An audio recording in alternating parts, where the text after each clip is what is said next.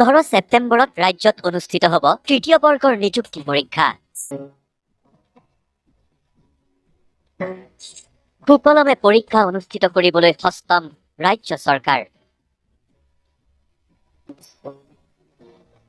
পৰীক্ষাত নকল বেআইনী কাম কৰিলে হ'ব গ্ৰেপ্তাৰ, অধিগ্ৰহণ হ'ব সম্পত্তি। 15 ছেপ্টেম্বৰত আমাৰ প্ৰথমটো ৰিক্ৰুইটমেণ্টৰ পৰীক্ষা আৰম্ভ হ'ব। 11 লাখ প্ৰাৰ্থী। পৰীক্ষাত নকল কৰা বা পৰীক্ষাত নিয়মৰ বাহিৰত গৈ যিসকলে কপি কৰে, নকল কৰে, তেওঁলোকৰ বিৰুদ্ধে আমাৰ চৰকাৰে এখন বিধানসভাত আইন প্ৰণয়ন কৰিছে। ইয়াৰ ফলত পৰীক্ষাত নকল কৰা ব্যক্তিজনক গ্ৰেপ্তাৰ কৰাৰ উপৰিও তেওঁৰ ঘৰুৱা সম্পত্তিসমূহো চৰকাৰে অধিগ্ৰহণ কৰাৰ এক ডাঙৰ ক্লজ এই আইনকেইখনত আছে। বেআইনী কামৰ আশ্ৰয় লোৱাসকলৰ বিৰুদ্ধে আপুনিও দিব পাৰিব অভিযোগ। ৰাজ্য চৰকাৰে মুকলি কৰিব কেইবাটাও ফোন নম্বৰ। আমি কেইবাটাও টেলিফোন নম্বৰ দিম।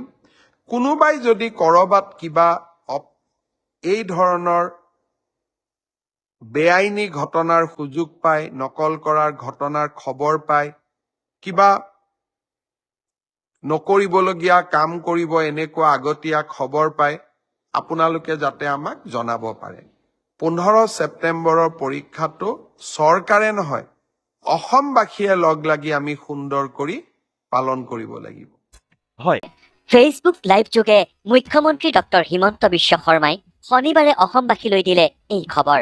ইতিমধ্যেই পৰীক্ষাক লৈ বিধানসভাত প্ৰণয়ন কৰা হৈছে এই বিশেষ আইন। ছচিয়েল মিডিয়া যোগে মুখ্যমন্ত্ৰীয়ে কৰা এই ঘোষণাৰ পিছতেই উৎফুল্লিত হৈ পৰিছে ৰাজ্যবাসী।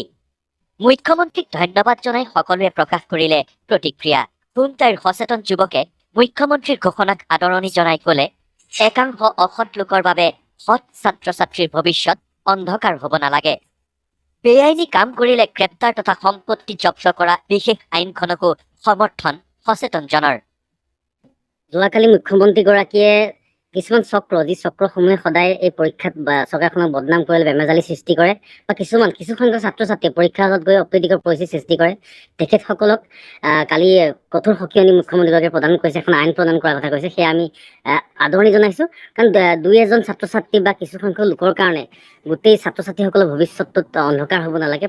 পৰীক্ষা সঠিকভাৱে হ'ব লাগে। আৰু আমি মুখ্যমন্ত্ৰীগৰাকীক ধন্যবাদ জ্ঞাপন কৰিছোঁ।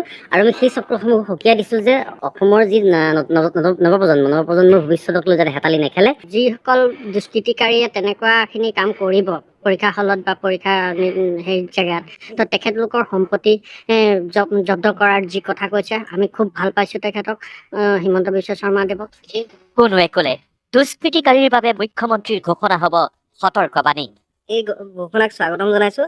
যাতে এই ঘোষণাৰ পাছত মই ভাবোঁ যে সেই অসৎভাৱে যোৱা পৰীক্ষাৰ্থী বা কোনোবা ধৰণৰ প্ৰাৰ্থীয়ে আগতীয়াকৈ সাৱধান হ'ব আৰু তেওঁলোকে সেই কাম নকৰিব। দুষ্কৃতিকাৰী যিসকল আছে তেওঁলোকে সদায় দুষ্কৃতিসকল তেওঁলোকে চৰকাৰ নিকায় ব্যৱস্থাক প্ৰত্যাহ্বান জনাবলৈ চেষ্টা কৰি থাকে এটা অংশই। গতিকে তেওঁলোকৰ প্ৰতি এটা সতৰ্কবাণী হ'ব।